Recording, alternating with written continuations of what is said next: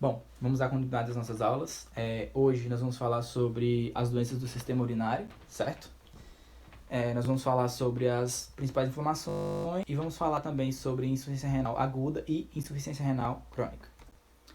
Anatomicamente, o nosso sistema urinário ele é composto por 2 rins, 2 ureteres, bexiga e uretra. Nos homens, a uretra passa pela próstata, que também constitui o sistema urinário masculino. Então, para que servem os rins? Eles são de extrema importância para a nossa vida e para a manutenção dela. Porque eles são responsáveis por manter o equilíbrio dos líquidos e dos eletrólitos no nosso corpo através da excreção. Ou seja, eles são responsáveis pela homeostasia do nosso corpo, pelo equilíbrio do nosso corpo. Então, quando esses órgãos sofrem alguma disfunção, eles perdem a sua função, o nosso corpo sofre as consequências. Porque quando nós não excretamos esses metabólitos, os líquidos em excesso, nós vamos ter edema, nós vamos ter ICC, nós vamos ter EAP. Vocês vão entender um pouquinho mais sobre isso mais lá na frente, quando a gente for falar sobre insuficiência renal crônica. Então, os rins. O que são os rins? Eles são órgãos que são parecidos com carocinhos de feijões, certo? Eles estão localizados no nosso retroperitônio, atrás da parede posterior do abdômen. O rim direito, devido ao posicionamento do fígado, ele é menor do que o esquerdo. E os 2 rins, eles têm 2 glândulas chamadas glândulas suprarrenal. Qual a importância dessas glândulas? Para que servem essas glândulas? As glândulas suprarrenais, elas têm a importância de liberar alguns hormônios que são super importantes para o nosso corpo. Como, por exemplo, o cortisol, a aldosterona e a epinefrina, que é a popular adrenalina. O rim, ele tem 2 divisões. Ele é dividido em córtex e em medula, certo? A pelve renal ela é composta pela artéria renal, veia renal e ureteres. Cerca de 20 a 25% do débito cardíaco total passam pelo rim. O sangue ele vai circular mais ou menos 12 vezes por hora nos nossos rins. Eles vão chegar até o nosso rim, o sangue vai chegar até o rim através da artéria abdominal, certo? Vai passar para a artéria aferente até chegar ao rim. Aqui nós temos a anatomia geral do rim. Nós temos a divisão aqui de córtex e de medula, certo? Nós temos aqui o ureter, a pelve renal, cálice maior e cálice menor, vocês vão entender sobre esses cálices um pouquinho mais à frente. E aqui nós temos o néfron, que é a unidade funcional do rim, certo? É onde ocorre a filtração do nosso sangue e a produção de urina, onde essa começa no córtex e termina na medula. Então, quais são as principais funções do rim? Produção de urina, certo? O controle do balanço hídrico, porque se tiver muito líquido, o corpo vai excretar. Se tiver pouco líquido, o corpo vai reter, beleza? Excreção de produtos residuais, são produtos tóxicos para o nosso corpo. Por exemplo, alguns processos como a produção de energia, algumas medicações que a gente toma, eles vão deixar metabólitos tóxicos no nosso corpo. E quem é responsável por essa excreção? Os rins. Ele faz o controle da pressão arterial através do sistema renina, angiotensina, aldosterona e também da liberação da leptina. Ele regula a produção dos eritrócitos através da liberação da eritropoetina. É um hormônio que dá início à eritropoese, que é a produção de eritrócitos Ele regula o equilíbrio de cálcio e fósforo. Ele é responsável pela liberação da vitamina D, que atua na absorção de cálcio. Ele também tem uma participação na glicogênese, que é a produção de glicose através da quebra de proteína. Acontece em maior quantidade, mas também acontece de urina. A urina ela contém que é ação ela corta não vai na responsável por eliminar substâncias e que são tóxicas para o nosso corpo. Então vamos lá. O sangue vai chegar até os rins pela artéria aferente e vai desembocar na cápsula de Bowman. A cápsula de Bowman é onde a artéria eferente ela vai se tornar a arteríola eferente, onde ela dá várias voltas para poder sair da cápsula. Nesse processo de dar várias voltas, o sangue passa por uma pressão muito alta, para que possa ocorrer a filtração. Nesse momento de filtração, as micropartículas passam e as macropartículas ficam. Aí vocês perguntam, nossa, e quais são as macropartículas que não passam? Por exemplo, proteínas, como a albumina, e hemácias. Elas não passam por esse processo de filtração. Elas continuam na corrente sanguínea. E o que é que vai passar? Metabólitos, glicose, água, tudo vai passar nesse processo de filtração devido à alta pressão. Beleza? Passou pela cápsula de Bowman, chegou ao tubo proximal. Certo? No tubo proximal vai iniciar a reabsorção de água. Estudos indicam que cerca de 80% da água é reabsorvida no tubo proximal. Passando do tubo proximal, nós vamos para a alça de Henle. Na alça de Henle, a principal reabsorção é a de glicose, certo? Através da osmose e da pressão oncótica.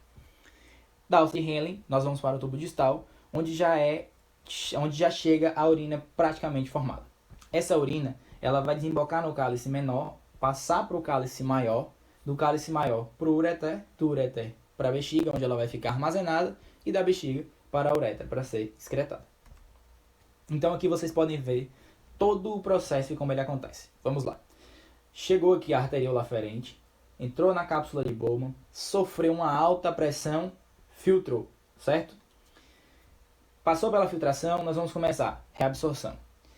Nesse processo de reabsorção, vocês podem ver que a arteríola aferente, ela passa ao lado dos túbulos de filtração. Para quê? Tem algumas substâncias que elas não vão passar pela cápsula de Bowman, correto? Então essas substâncias elas vão ser secretadas nos túbulos até o final do processo de filtração. Beleza? Então no túbulo proximal nós vamos ter principalmente a secreção e a reabsorção, certo? Aqui a reabsorção principalmente de água. Passando para a alça de Henle, nós vamos ter a reabsorção de água e glicose. No túbulo distal nós vamos ter reabsorção e secreção. E já no finalzinho nós vamos ter reabsorção e secreção. E por fim, o nosso produto final, que é a urina para excreção. Ureteres, bexiga e uretra. Os ureteres, eles são longos tubos que conectam o rim à bexiga, certo? Eles chegam a medir cerca de 24 a 30 centímetros. A bexiga ela é um órgão flexível de paredes musculares localizado na pelve, onde a urina fica armazenada antes de ser excretada. A bexiga ela é um órgão estéril, certo? E ela tem capacidade de 300 a 500 ml. A uretra ela vai se originar na base do homem, ela vai atravessar a próstata e o pênis. Na mulher ela desemboca anterior à vagina. Agora sobre as infecções do trato urinário. Estas são infecções causadas por organismos patogênicos que envolvem o trato urinário superior ou inferior. Mais de 95% dos pacientes essa infecção é de origem bacteriana, onde a principal bactéria responsável por causar essa infecção é a Escherichia, certo? Ela vive normalmente no intestino de pessoas saudáveis, sendo mais comum em mulheres devido à anatomia da sua uretra ficar mais exposta. A mulher ela tem uma tendência a ter mais infecções. É o segundo motivo mais comum pelo qual os pacientes procuram cuidados médicos e os casos de infecção urinária aumentam a idade e a incapacidade devido aos cuidados higiênicos, certo? Quais são as vias de infecção? Ascendente, ou seja, uretra, bexiga, ureter, rim. Por cateterismo vesical, porque durante a passagem de sonda pode haver infecção, principalmente se a técnica não for feita da forma correta. O fluxo urinário obstruído, porque vai causar um refluxo urinário, vai fazer com que essa urina suba, e isso não deve acontecer. Isso pode acontecer por anormalidade congênita. Estenose uretral, que é quando ocorre a diminuição do espaço da uretra onde a urina vai passar. Por tumores, que também fazem essa obstrução. Cálculos ou anormalidades neurológicas. A relação sexual desprotegida, porque quando ocorre essa relação sexual desprotegida, principalmente quando não ocorre troca do preservativo, por exemplo, quando tem a relação sexual anal e passa para a vaginal, pode-se trazer bactérias, não só a Escherichia coli, do ânus para a vagina.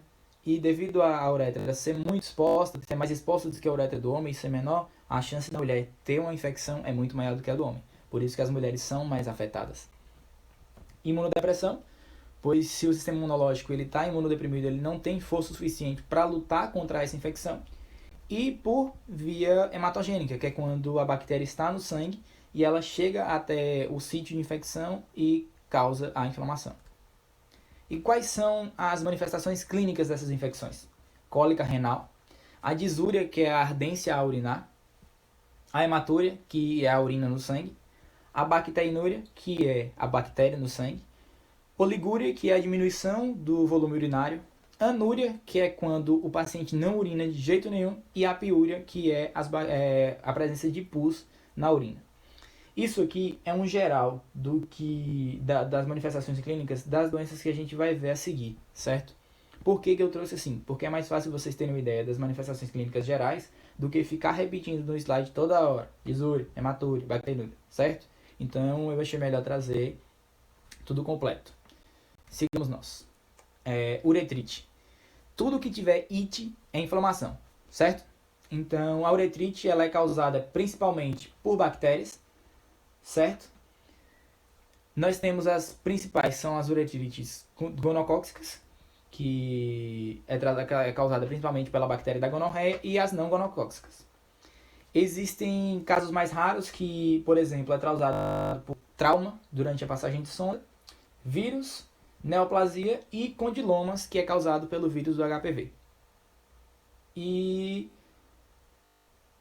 com bactérias mais comuns, nós temos a Escherichia coli. A grande maioria das uretrites são causadas por infecções decorrentes da exposição sexual desprotegida. Mulher e homens têm risco muito parecidos, principalmente as mulheres em fase adotiva e os homens de idade entre 20 e 35 anos. A existência de múltiplos parceiros, uma pessoa que não tem relação sexual com uma única pessoa, é um risco aumentativo, sim, para as infecções do trato urinário e também para as ISTs, certo? Que são as infecções sexualmente transmitíveis. E nós temos também o histórico.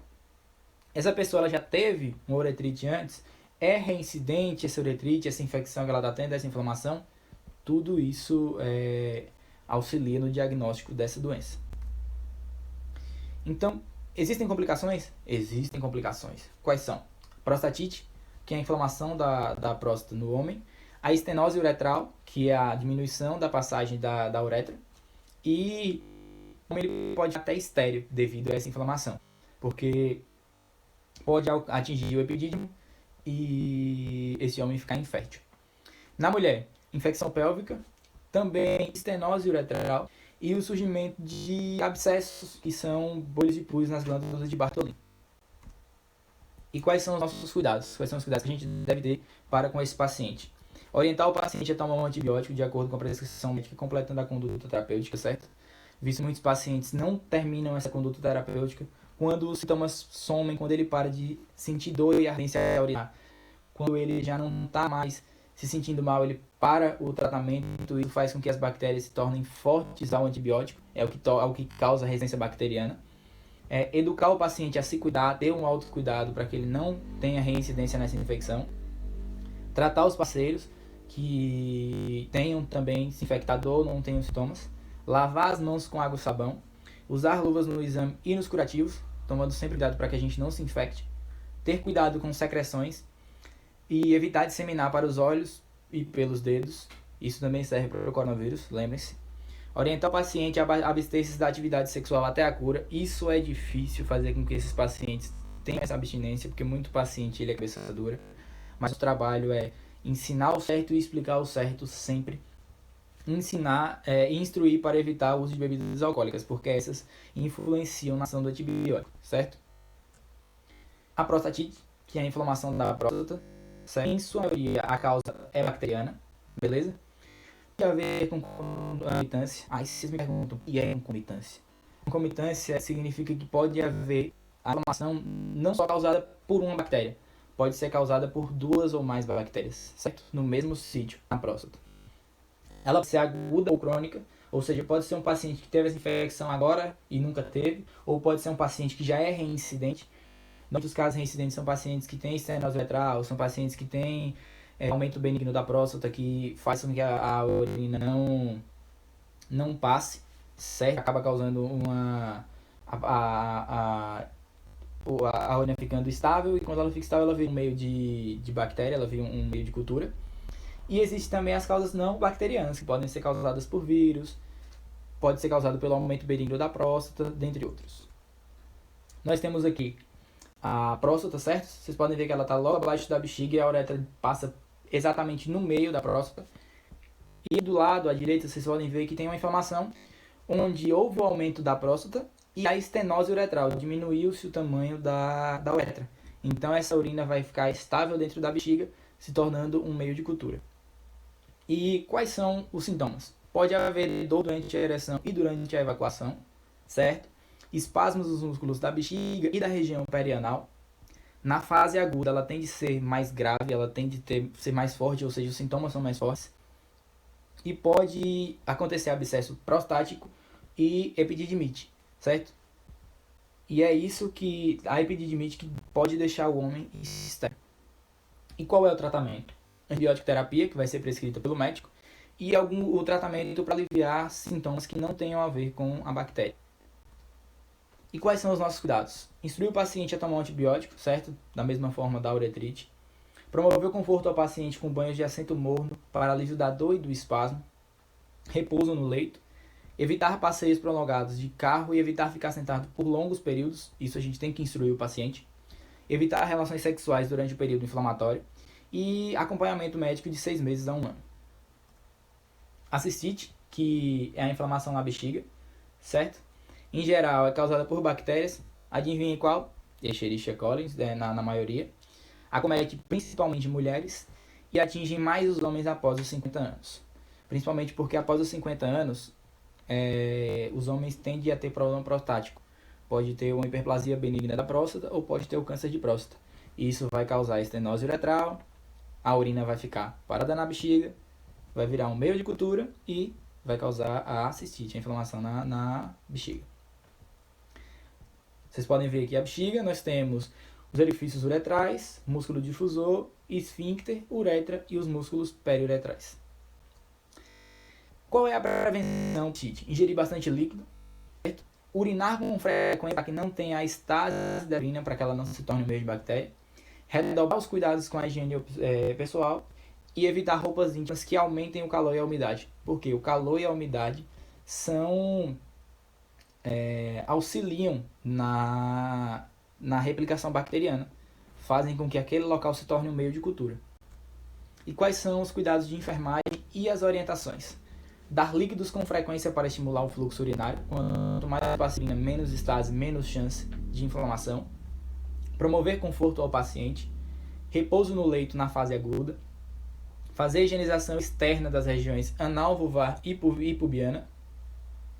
Limpar e lavar a região anal, vulvar e pubiana a cada evacuação. Nesses casos aqui, é importante realizar em casa. E fazer a higienização externa das regiões anal, vulvar e pubiana, pacientes que estão acamados e não podem fazer sozinhos. Essa higienização.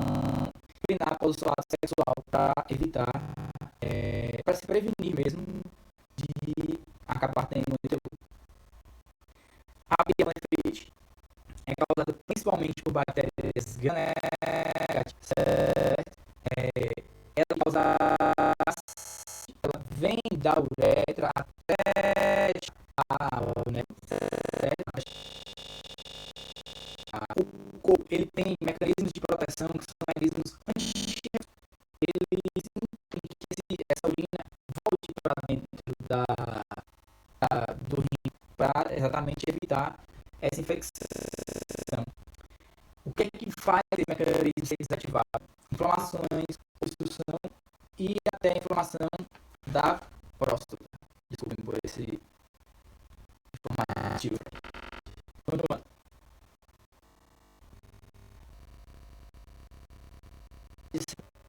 Pós-infecção ocorre a atrofia e deformidade dos cálices, com cicatriz sobreposta do painel, ou seja, porque a deformidade e cicatriz pode fazer que se perca a sua função. E as bactérias negativas, a principal que causa a pielonefrite são as bactérias streptocóccicas ou streptococcus. Temos aqui a imagem da pielonefrite, vocês podem ver que tem a cicatriz e a inflamação, certo? E a causada pela nefrite, eles chamam de disfunção renal. Isso na imagem da esquerda vocês podem ver o rim normal. E quais são os fatores de risco? Gestações. Anomalias anatômicas também é um fator de risco. Puxa, esse negócio tá atrapalhando. Também é um fator de risco. Cálculos e caráter vesical. Qual é o prognóstico? E o tratamento? O tratamento é o antibiótico, certo? Na causa bacteriana. Ingestão hídrica. Ele tem uma progressão lenta, então quanto antes for descoberto, melhor o prognóstico desse paciente. Pode evoluir para casos de sepse, pode haver necrose da pelve renal e uma posterior insuficiência renal crônica. E quais são os nossos cuidados? Quais são os cuidados de enfermagem para esse paciente? Manter o paciente repousado no leito, controlar e anotar a necessidades de 4 em 4 horas, certo? Manter dieta hipossódica, hipoproteica e rica em carboidratos, porque se o paciente está com lesão no rim, esquece os eletrólitos de uma correta, então ele pode reter sódio, se ele pode reter PA. Promover balanço hídrico.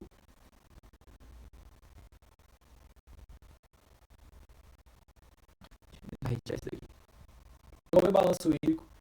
Esse balanço hídrico serve para que você saiba quanto esse paciente ingeriu, quanto ele excretou, para saber se ele não está retendo líquido, certo? Porque se ele estiver perdendo a função renal, ele pode estar retendo líquido, pode estar acontecendo edema no paciente, então isso precisa ser anotado, que é o balanço hídrico desse paciente.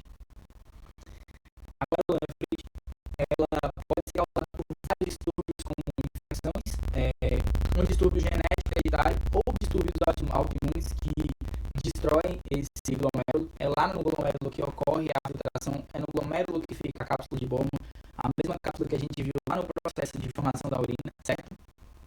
Ela pode ser primária ou secundária, aguda ou crônica. O que significa isso? Ela é primária quando atinge diretamente o glomérulo, certo?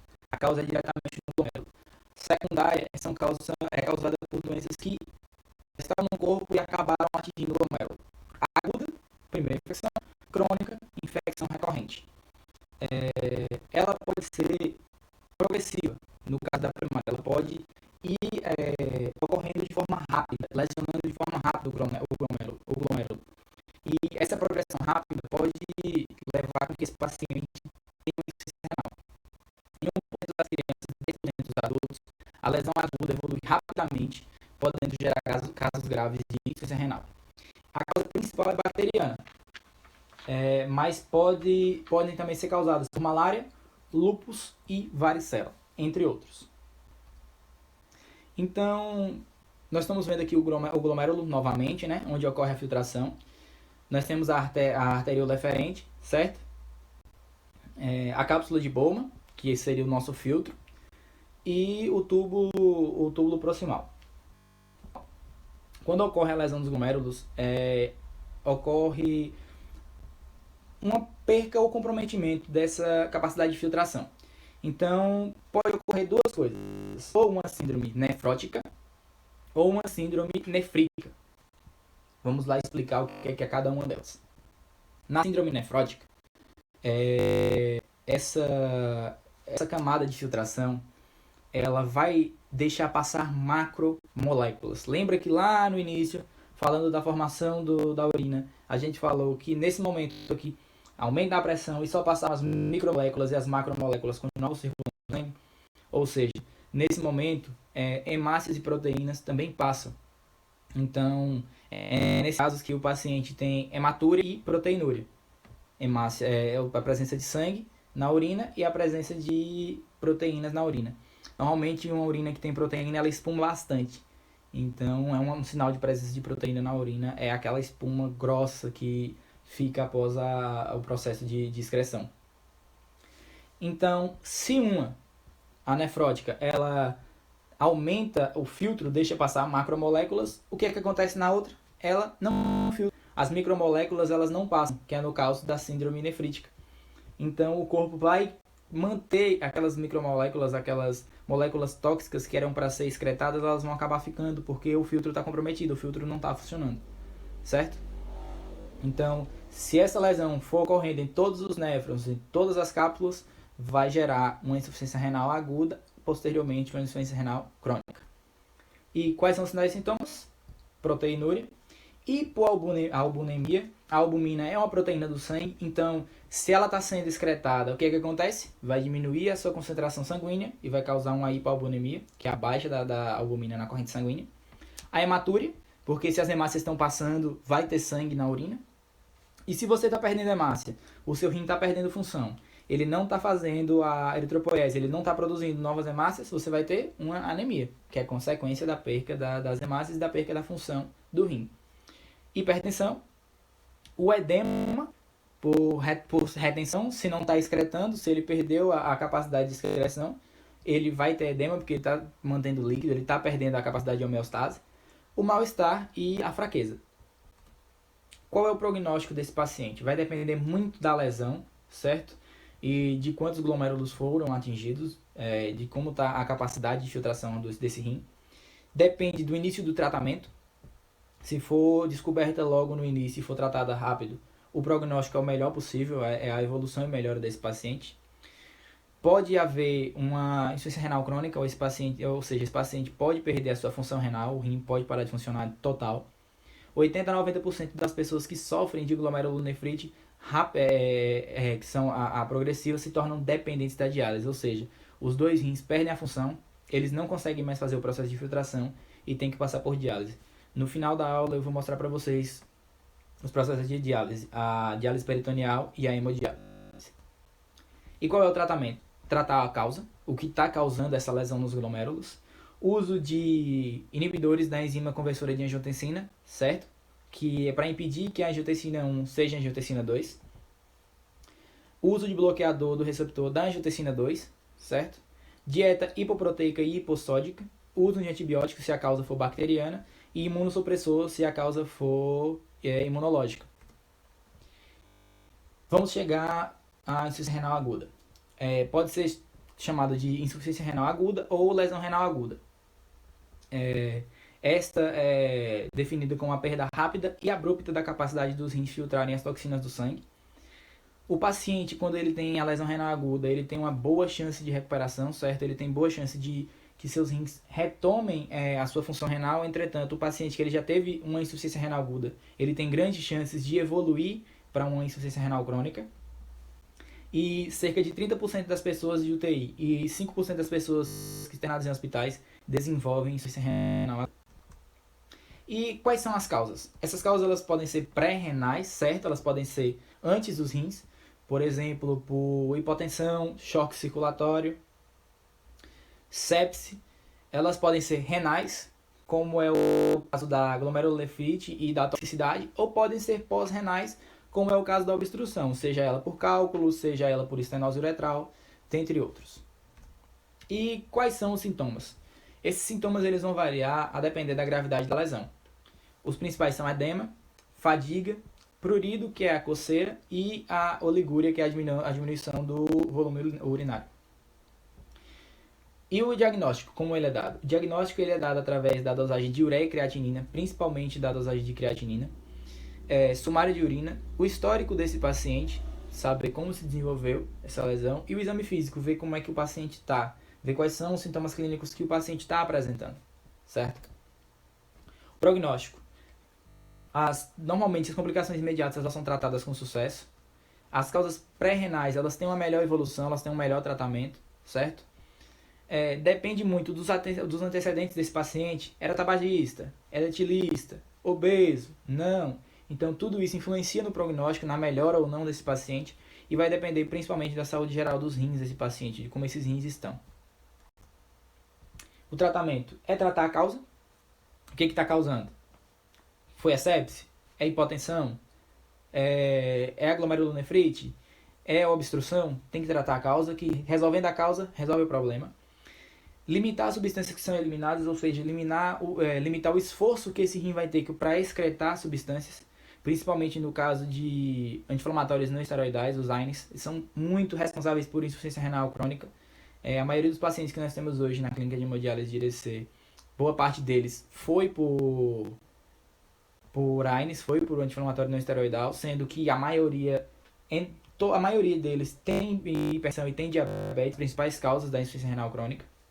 O paciente ter uma boa alimentação e, se necessário, realizar a diálise, porque se esse rim em insuficiência renal aguda não estiver conseguindo manter sua função de excreção, é necessário realizar a diálise. E chegamos à insuficiência renal crônica. É a perca lenta, progressiva e irreversível da capacidade dos rins de filtrar o sangue. Lógico que essa perca lenta e progressiva e irreversível ela pode ser lentificada ainda mais através do tratamento, ou seja, nutricional, dos cuidados desse paciente para que ele possa adiar o quanto antes a diálise. O rim ele perde a capacidade de liberar hormônios, certo? Ou seja, aqueles hormônios que atuam na captação do cálcio, que é a vitamina D, a eritropoetina, que vai atuar na eritropoiese. Então, esses hormônios, o rim não vai conseguir excretar mais, porque ele perdeu sua função. As principais causas de insuficiência renal, como eu falei, são hipertensão e diabetes. E quando o paciente não tem hipertensão antes da insuficiência renal, ele desenvolve após a insuficiência renal. E o tratamento para a insuficiência renal crônica é a diálise ou o transplante, certo? Quais são os fatores de risco? A hipertensão, por causar lesão dos rins, ou diabetes, obesidade, doenças cardíacas e histórico familiar. Pessoas existe a tendência de que se alguém na sua família teve, você desenvolve. Mas não significa que você vai ter, é um fator de risco. Então, quais são os sintomas? O edema, a diminuição do volume urinário, a perca da urina, o paciente não urina. E eu lhe digo uma coisa, boa parte dos pacientes hoje na clínica de hemodiálise, eles urinam ainda. Esse processo de filtração deles não é necessário. O paciente tem mal-estar, perda de peso, náuseas, dor nos ossos e dificuldade de concentração. E quais são as complicações decorrentes da insuficiência renal crônica?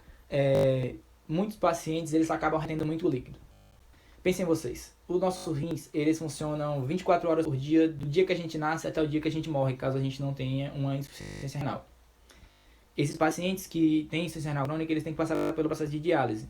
Por exemplo, a hemodiálise, que vocês vão ver um pouco à frente, eu vou falar sobre o processo, ela é feita durante 3 vezes da semana, durante 4 horas. Então é o momento que o paciente tem para fazer a filtragem do seu sangue, são 4 horas.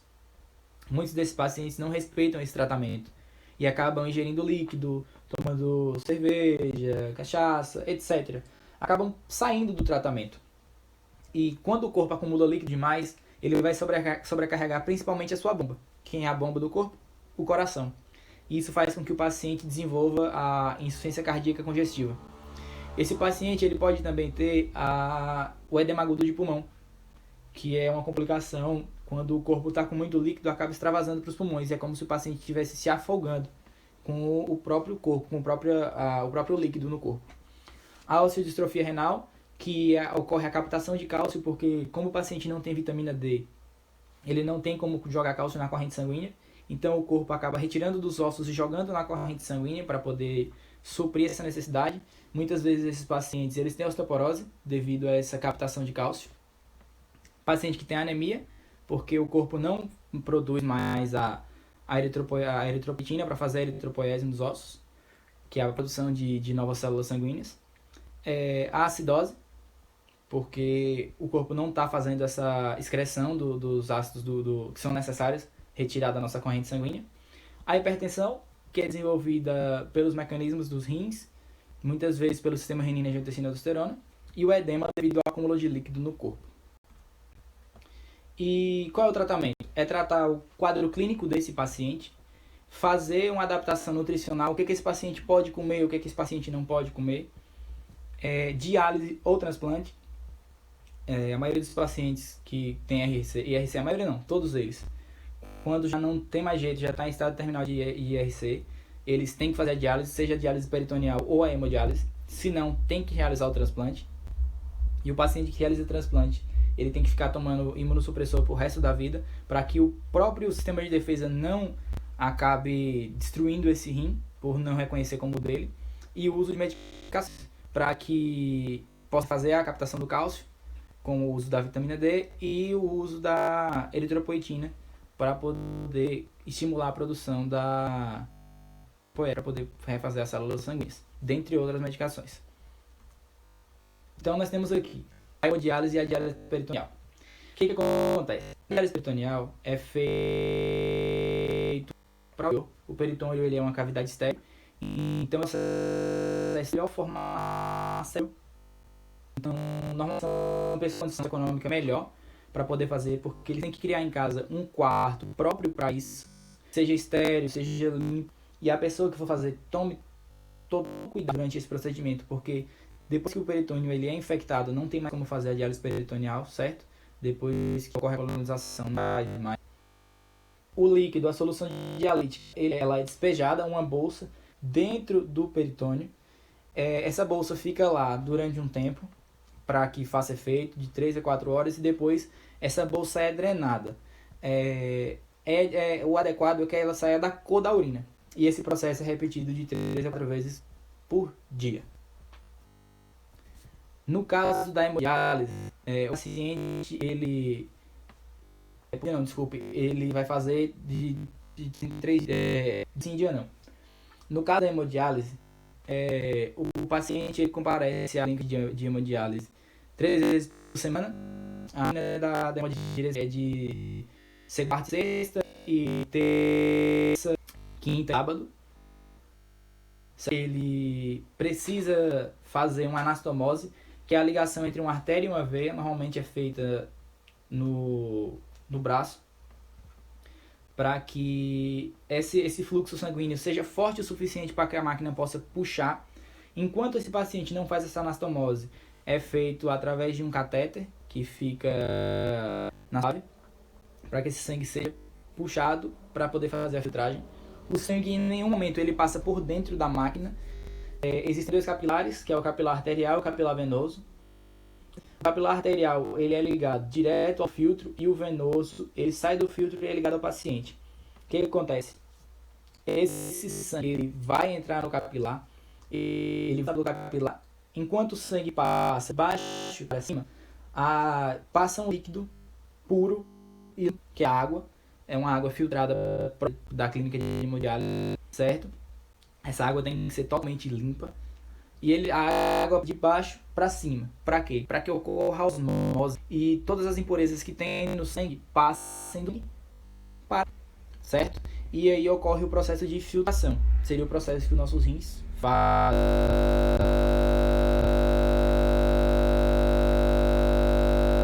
Dia não, certo? 3 vezes por semana. Então, o cuidado que deve se ter com os nossos rins é enorme, porque esses pacientes que precisam passar por diálise ou peritoneal ou hemodiálise têm a vida totalmente afetada, porque eles vão ter que se deslocar para a clínica de hemodiálise, quando tem que fazer hemodiálise, para fazer o processo de diálise, ou então projetar um quarto próprio para que ele possa fazer a diálise peritoneal, para que ele não se infecte durante o processo, e ficar aguardando um transplante renal, porque os rins deles dificilmente voltam a funcionar. É muito difícil ter um caso no paciente que chegou para fazer hemodiálise, e depois de um período ele voltou até a função renal adequada, a função renal dele voltou ao normal, certo? Então, nossa aula foi essa. Qualquer dúvida, estou disponível, certo? E espero que tenham gostado. Até a próxima.